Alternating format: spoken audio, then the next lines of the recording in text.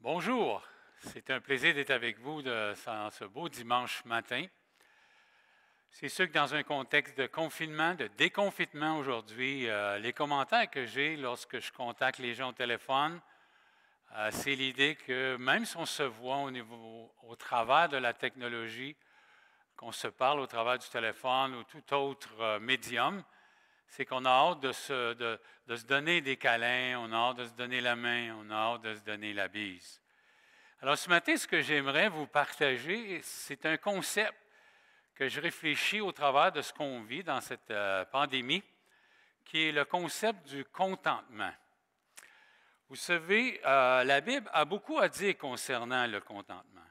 Juste exemple, quand Jean-Baptiste a baptisé des soldats, puis les soldats lui ont demandé comment manifester notre repentance, notre cher ami Jean-Baptiste leur dit « Contentez-vous de votre solde, de votre paye ».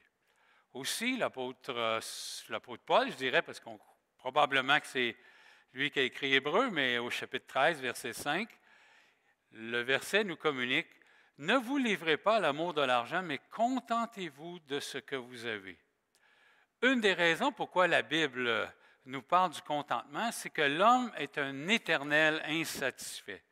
Il est à la recherche de nouvelles expériences, il court après l'argent, le matériel, le succès ou encore le pouvoir.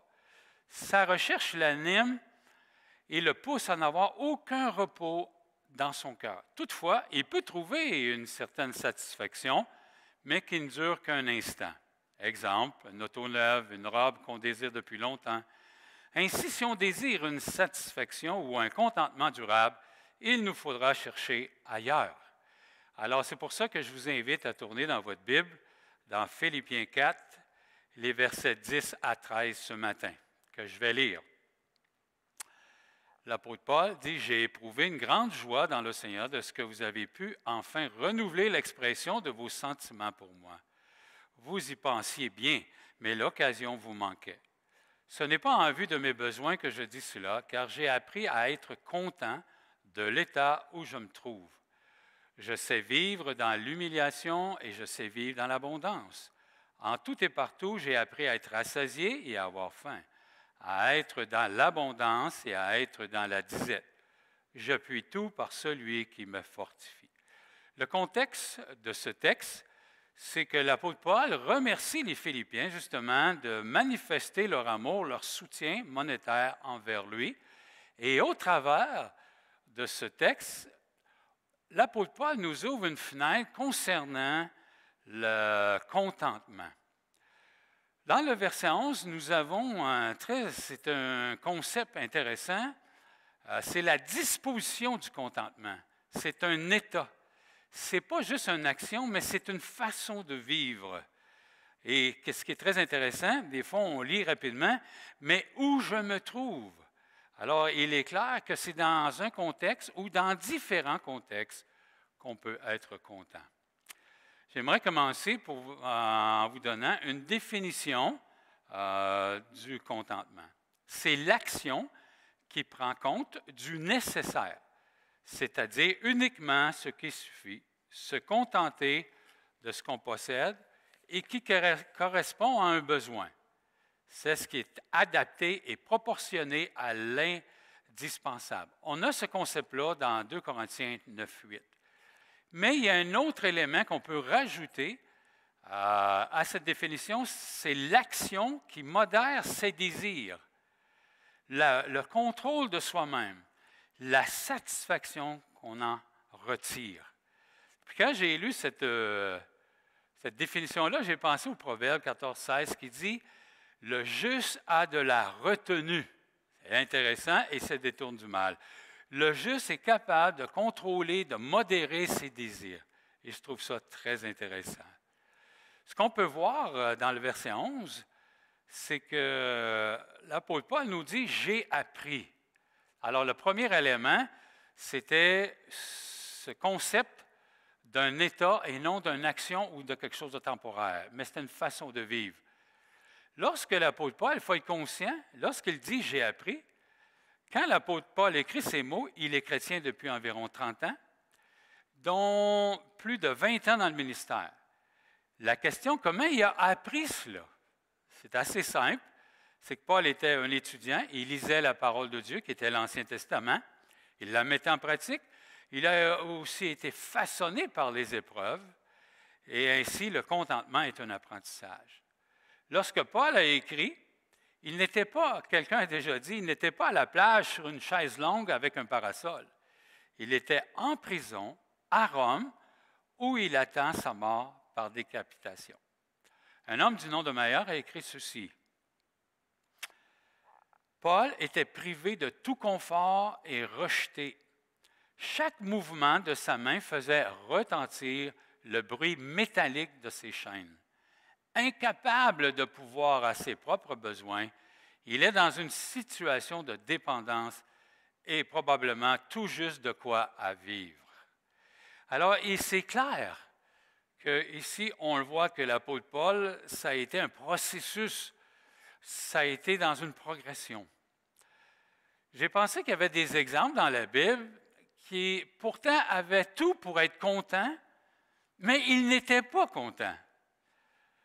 Si vous pensez au roi Akab, quand vous pensez à un roi, il pouvait avoir tout ce qu'il désirait pour être content puis avoir le contentement. Mais comme j'ai dit dans l'introduction tantôt, le cœur de l'homme est tellement profond, sans limite, qu'il est très difficile à contenter. Vous souvenez-vous d'Akab, qu'est-ce qu'il voulait? Pourtant, il y avait déjà des vignes. Pourtant, il y avait déjà du raisin, des bouteilles de vin, des litres de vin. Mais il n'était pas content encore, malheureusement.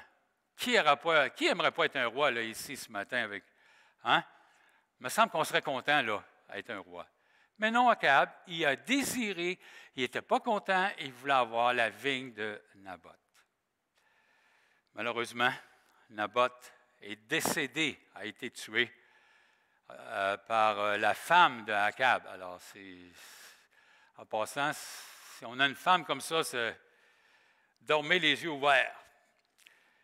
Il y a un autre exemple aussi qui est très intéressant, c'est le peuple dans le désert. Souvenez-vous, Dieu leur donne de la manne, il les nourrit, ils ont ce qu'ils ont besoin, puis en plus, il y a des textes qui nous disent que leurs vêtements ne s'usaient pas.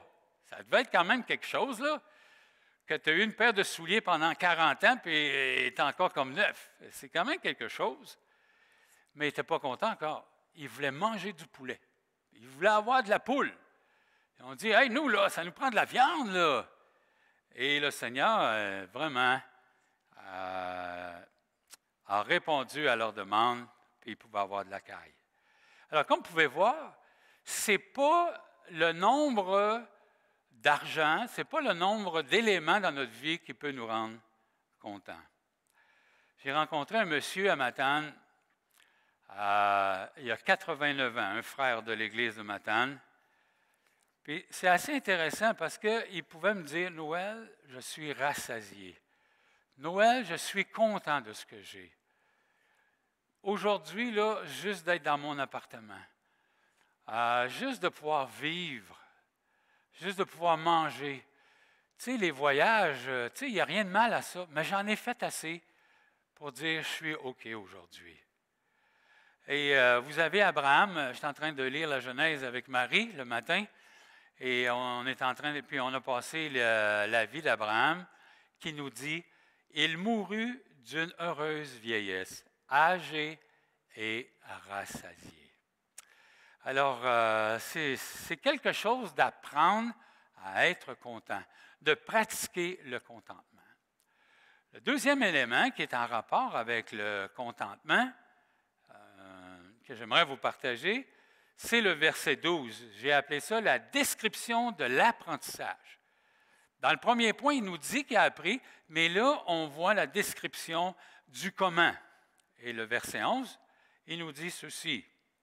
« Ce n'est pas en vue de mes besoins que je dis cela, car j'ai appris à être content dans l'état où je me trouve. » Excusez-moi, c'est le verset 12. « Je sais vivre dans l'humiliation et je sais vivre dans l'abondance. En tout et partout, j'ai appris à être rassasié et à avoir faim, à être dans l'abondance et à être dans la disette. » C'est très intéressant.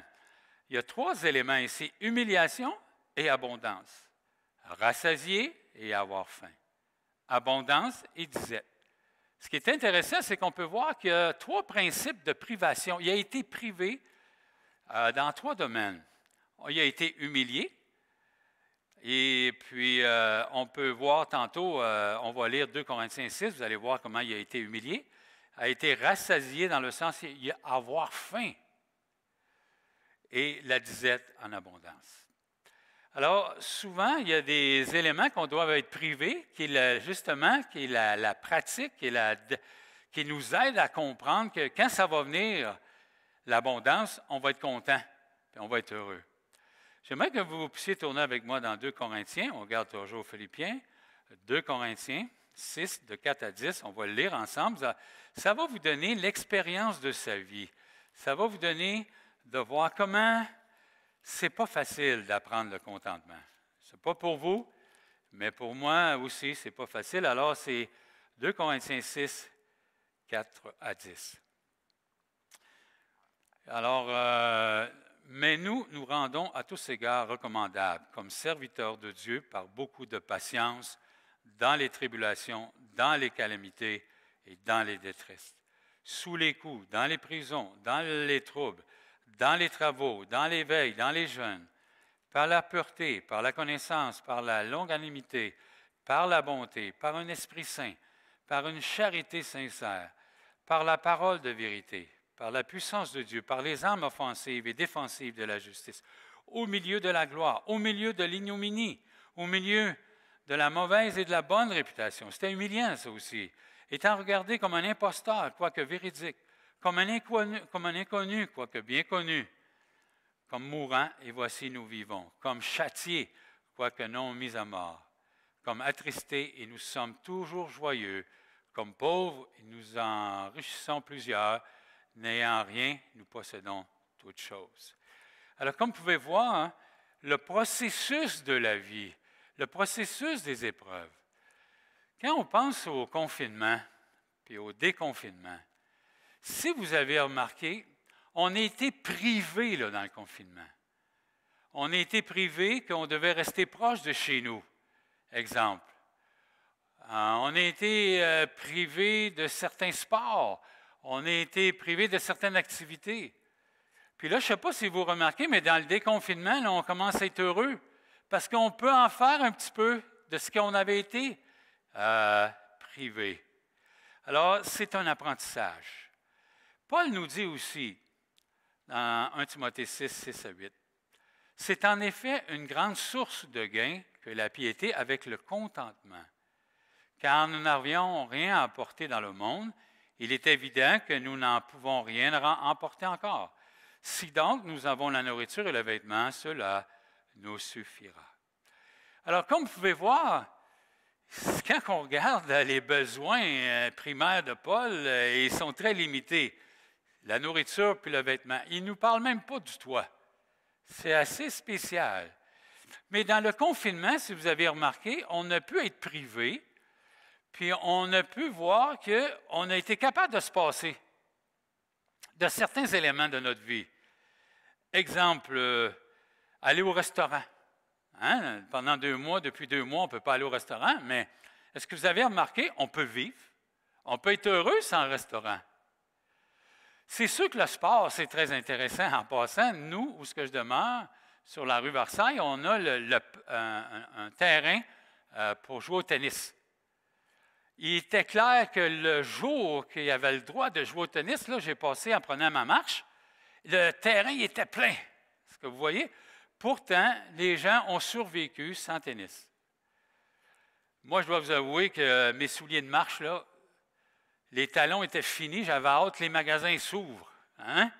J'ai marché des kilomètres pareils. Avant ça, j'aurais échangé mes souliers bien avant ça. Puis, il y a des gens qui me pourraient dire ce matin, ben, tu aurais pu les acheter en ligne. Ben oui.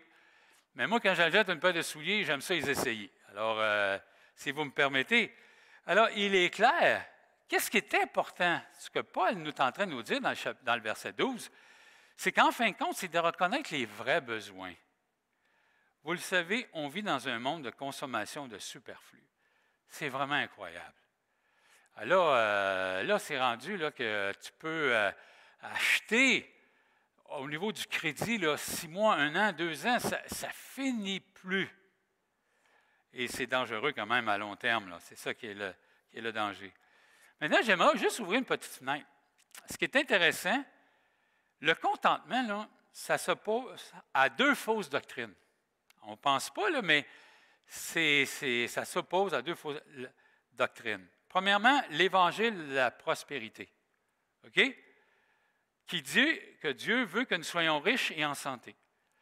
Alors, c'est pas oublié. Alors, le contentement nous dit, c'est d'être content de ce qu'on a. Alors, ça dépend aussi comment tu définis riche aussi. Mais généralement, nous, en tant qu'Américains, en tant que Canadiens, si on se compare à beaucoup d'autres pays, nous sommes riches. Puis, la deuxième fausse doctrine, c'est l'évangile de la pauvreté, qui dit que Dieu veut qu'on soit pauvre et misérable. Excusez-moi. Ça peut penser, dans l'ancienne religion, nos prêtres, ils devaient faire vœu de pauvreté. Maintenant, je crois qu'on a beaucoup plus que même le vêtement, la nourriture, le toit. Puis c'est pas mauvais en soi. C'est pas l'idée. Le concept ce matin que je veux vous partager, est-ce que tu es content de ce que tu as, de ce que tu vis?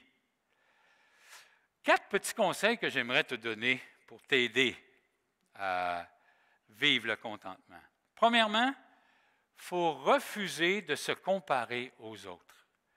Le problème qu'on a souvent, quand on dit qu'on est pauvre ou qu'on n'est pas riche, c'est parce qu'on se compare, OK, aux gens. C'est ça l'idée. Puis Dieu, il savait ça depuis très longtemps. Si vous voulez tourner avec moi dans Exode, vous savez les 10 commandements, tournez avec moi dans Exode. C'est très intéressant. Exode, au chapitre 20, lorsqu'il donne les 10 commandements. OK? Le verset 17, il dit ceci. C'est le 10e commandement. « Tu ne convoiteras point la maison de ton prochain, tu ne convoiteras point la femme de ton prochain, ni son serviteur, ni sa servante, ni son bœuf, ni son âne, ni aucune des choses qui lui appartiennent à ton prochain. » Quand vous regardez ça, qu'est-ce qu'il est en train de dire? C'est parce que si tu convoites, là, ça veut dire que tu n'es pas content de ce que tu as. Tu n'es pas satisfait de ce que tu as. Puis l'apôtre Paul, dans 2 Corinthiens 10, 12, il parle du concept de s'évaluer les uns les autres, de se comparer. Il dit c'est mauvais de faire ça. Mais on dirait que c'est naturel chez nous. C'est naturel. Puis je remarque, là, c'est difficile de se réjouir. C'est difficile de se réjouir que quand quelqu'un a plus que nous. Je le sais, là, je fête sur le même frame que vous autres. OK? Moi, je me promène avec un petit Toyota IM, là. Ah, mais quand je vois des gens qui ont des véhicules là, plus gros que le mien, puis plus luxueux, là, tu sais, je me dis, je devrais être content parce que s'il là, il est capable de se le payer, là, il a le droit à ça. Mais on dirait que là, ça vient nous chercher tout le temps. Mais ce que j'apprécie de mon âge en vieillissant, c'est que j'ai compris une chose. C'est que les gens qui ont des choses plus que moi, généralement, c'est qu'ils ont travaillé plus que moi aussi. C'est ça le problème. On ne se souvient pas. Ce n'est pas qu'ils sont plus chanceux. Je me souviendrai toujours d'un frère à Granby, là, il y avait une maison, là, quand il a construit juste le trou pour faire le salage, lui, il était à Toronto, puis sa femme l'a appelé, puis elle a dit, le terrain, là, c'est juste un trou, il n'y a même plus de terrain. Vous pouvez vous imaginer la grandeur de maison. Hein? Puis les gens, là, ils l'enviaient. C'est sûr, écoute, là, moi, je n'avais jamais vu de maison comme ça. Il y avait un cerveau dans cette maison-là. Il y avait tout connecté, là, les lumières, la musique, le chauffage. C'était un visionnaire, ce gars-là, ce frère-là. Fait qu'il a mis ça sur un ordinateur. Il pouvait contrôler toute sa maison par ce cerveau électronique. Puis quand il était à 401, il pouvait revenir puis il pouvait faire partir l'air climatisé. par son téléphone. Mais là, les gars, les gens le regardent, puis ils disent « Hey, il est-tu chanceux, ce gars-là? » Mais ce que la plupart des gens ne savaient pas, c'est qu'il commence à travailler à 3 heures du matin. Okay? Lui, il travaille déjà quand tu es encore couché. Puis il travaille à l'extérieur. Puis il travaille presque tout le temps. Voyez-vous? Alors, il faut comprendre cela, puis ça va nous aider à nous réjouir de ce que nos frères et nos sœurs peuvent avoir. Puis encore là, quelqu'un a déjà dit, plus que tu as de l'argent, plus qu'il faut que ça... Il faut le gérer, là, cet argent-là. Deuxième petit conseil que j'aimerais vous donner, c'est de se réjouir de ce qu'on a. Tu sais, des fois, je rencontre des gens, là, « Ouais, mais j'ai ça, mais si j'aurais telle chose. Ah, si j'aurais ci, hein, je serais plus heureux. » Hein, je ne sais pas si vous avez dit, « Ben, moi, j'en ai rencontré bien des gens comme ça, là. Hey, si je pourrais me marier, je serais heureux. Si je serais divorcé, j'ai déjà entendu dire des gens, si je serais divorcé, je serais heureux. Bien, écoute bien, hein? Je serais heureux. Les enfants, une maison, les autos, le vêtement, tout ce que tu peux avoir. Puis même des fois, si tu dis, je pourrais avoir ce ministère-là à l'Église, je vais être heureux. Mais sache une chose, on peut jouir de ce qu'on a déjà maintenant. C'est ça. De vivre toujours demain, ça devient difficile, puis c'est décevant. OK? C'est décevant. Puis d'une façon ou d'une autre, là, Ecclésiaste, là, dans le chapitre 5, nous dit que de jouir de ce que nous avons, c'est un don de Dieu. Alors, puis c'est correct, il ne faut pas se sentir coupable de jouir de ce qu'on a. Je pensais à ça, là, tu sais, notre Père Céleste, là, quand il regarde, puis il me regarde, puis il regarde ses enfants. Souvenez-vous, là, quand tu as tes propres enfants, moi, c'est sûr que là, mes enfants sont grands, mais je me souviens, là, quand ils étaient tout petits, là, puis ils ont commencé à marcher, puis là, qu'ils désiraient leur première bicyclette, là. Imaginez. Moi, j'arrive, là, puis moi puis Marie, on décide d'acheter une bicyclette à Jeannie, je me souviens. Puis quand elle a vu cette bicyclette-là, là, elle était heureuse, puis elle criait. Bien, nous autres, ça nous rendait heureux.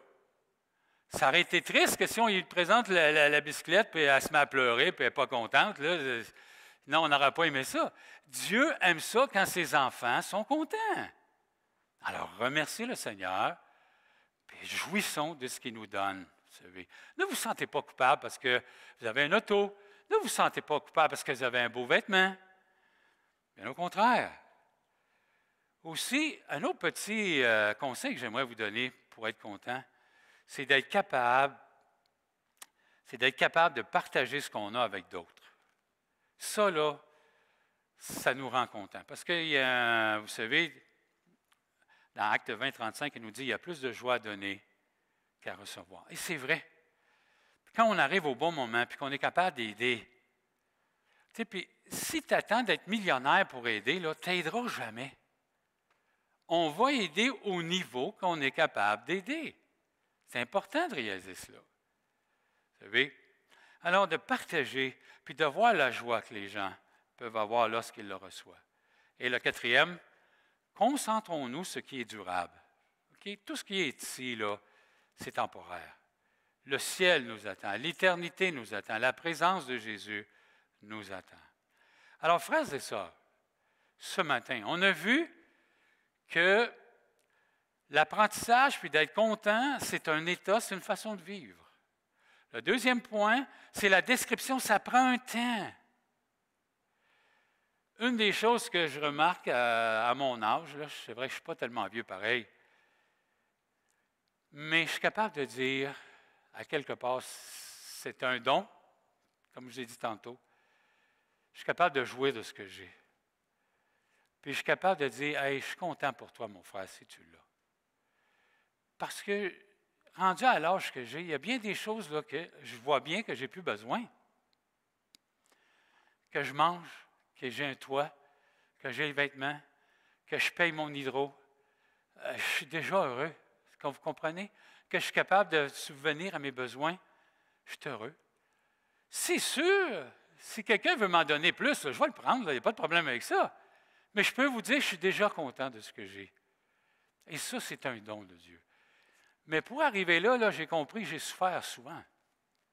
Puis quand on est jeune, hein, on a la fougue, on veut travailler, on rêve à toutes sortes de choses. Mais le rêve puis la réalité de la vie, c'est très différent. Maintenant, j'aimerais terminer avec le dernier point, qui est la source de contentement. Mais comment on fait pour être content, en fin de compte? Comment on fait pour avoir un contentement qui est durable? Comment Paul peut dire, « Hey, écoute, je suis en prison, là, puis je suis content. Je suis content de ce que j'ai. Je suis content que vous preniez soin de moi. » Puis il dit, « Je suis content d'avoir le vêtement et la nourriture. » Voyez-vous? Bien, il est clair, verset 13, « Puis je puis tout par celui qui me fortifie. » Le secret, c'est Jésus. Le secret, c'est la personne du Seigneur Jésus. Comment être content, même dans les épreuves? C'est en se détournant des souffrances, premièrement, parce que oui, on souffre tous, là. Okay? Je dis souvent aux gens, ne vous fiez pas à ce que vous voyez. On a tous des souffrances, soit physiques, soit émotionnelles, soit relationnelles. On en a tous. Maintenant, mais en se tournant vers le Seigneur Jésus, on peut avoir le contentement. On peut être capable de remercier le Seigneur. Et ça, c'est important. La relation avec le Seigneur, c'est de se réjouir de sa présence dans notre vie. C'est de trouver le plaisir de lui parler dans la prière. On peut apprendre aujourd'hui à être content, quelles que soient les circonstances. Quelles que soient les circonstances. Car c'est le Seigneur qui nous donne tout ce que nous avons. C'est facile à dire, je dois vous avouer. C'est facile à dire, mais dans la pratique de la vie, ce n'est pas si simple. J'ai vécu une épreuve, puis j'ai eu de la misère à être très content, je dois vous avouer. Quand j'étais à Matane, je couchais dans le bureau du pasteur. Et puis la poignée de porte était défectueuse. Fait qu'on ne savait jamais si la poignée était pour se barrer en fermant la porte ou pas. C'était toujours un risque que je prenais. Et puis un samedi matin, j'avais un déjeuner des hommes. Et puis je suis sorti pour aller à la cuisine au sol. J'étais en pyjama. J'avais pas de dents. Et puis j'avais laissé mes clés dans le bureau. Et tout à coup, j'ai sorti pour aller et la porte s'est barrée. Je dois vous avouer là, que si vous m'auriez vu, je ne pense pas que vous auriez vu, j'étais content de tout ça, de ce contexte-là.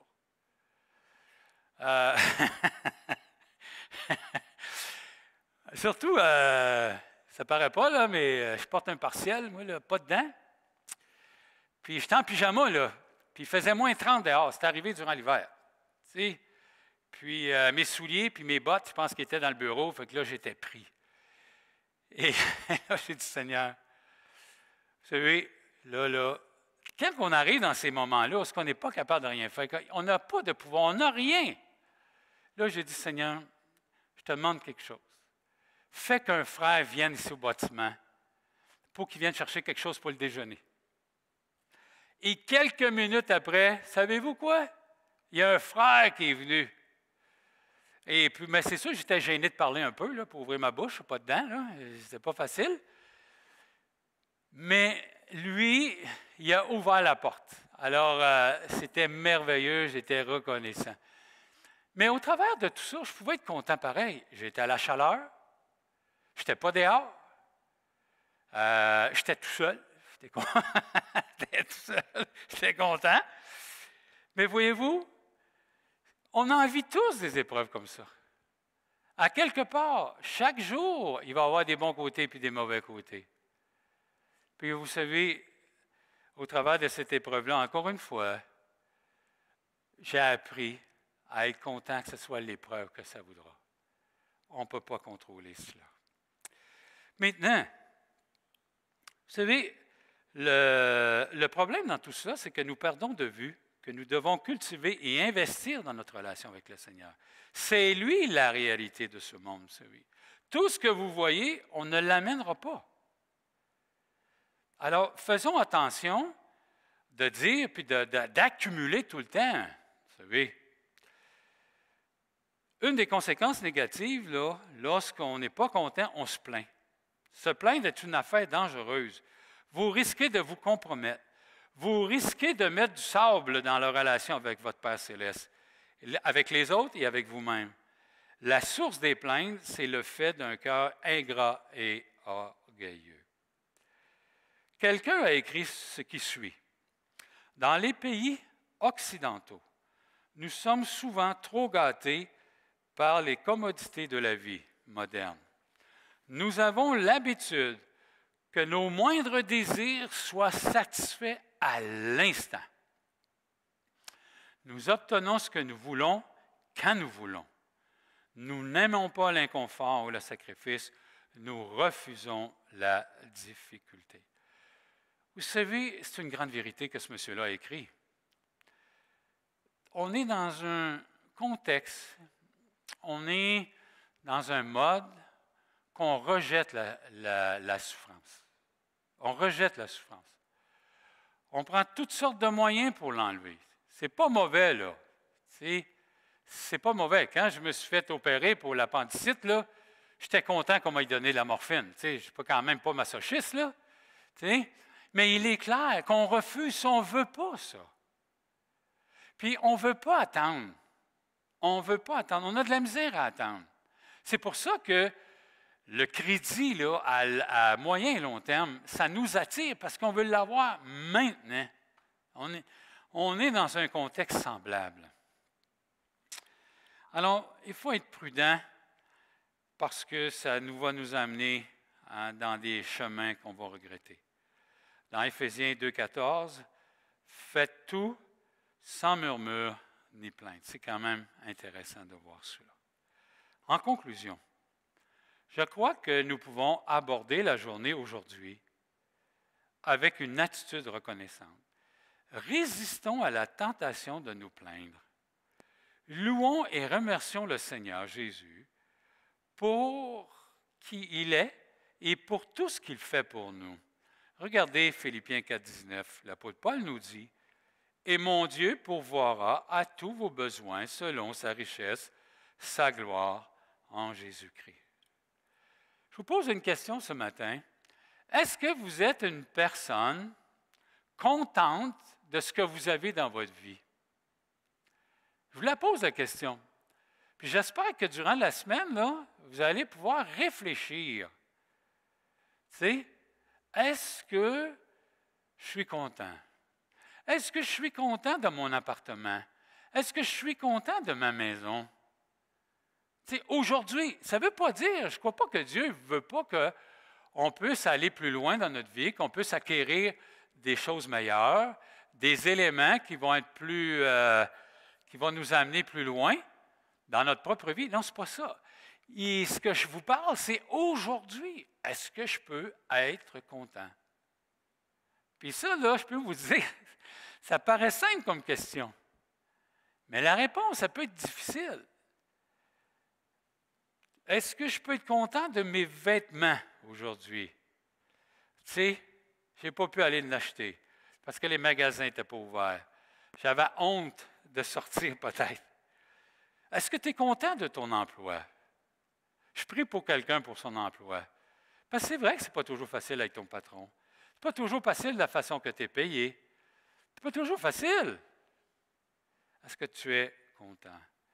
Est-ce que tu es content de ton Église, par exemple? Est-ce que tu es content de ce qu'on vit là, en Église? Parce qu'il y a des gens là, qu'on n'en fait jamais assez. Vous savez, une des choses qu'il faut être conscient, c'est qu'on est en crise, on est en guerre. Quand on est dans un contexte comme ça, il faut être conscient que la performance, là, elle n'a pas lieu.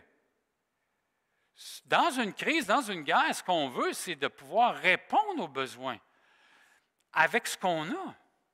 Tu sais, c'est important de réaliser cela. Alors, soyons pas si durs envers ce qui se passe dans notre Église et peut-être ailleurs, mais soyons contents de ce qu'on a.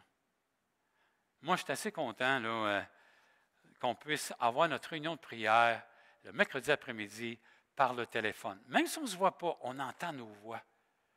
Je suis content de ça. on aimerait que tout le monde soit là. Nous, le mercredi après-midi, on est entre 12 et 15 généralement. On veut tous être là. Avant la pandémie, on était régulièrement de ce nombre. Mais moi, je suis content. Même si des fois, le téléphone, là, ça laisse à désirer puis qu'il y a des bébites dedans, là. Est-ce qu'on est content de la musique? Est-ce qu'on est content de notre conseil d'Église qu'ils sont en train de gérer au travers la pandémie?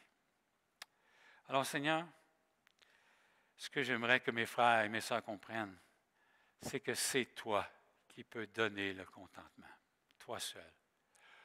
On dit que à l'homme a un cœur que rien ne peut remplir, excepté toi. Alors, c'est la même chose dans la pratique de nos vies, c'est d'être content. Alors, je vais m'arrêter ici, essayer de répondre à mes questions cette semaine. Et puis, je vous souhaite un bon dimanche, bon courage, puis à la prochaine.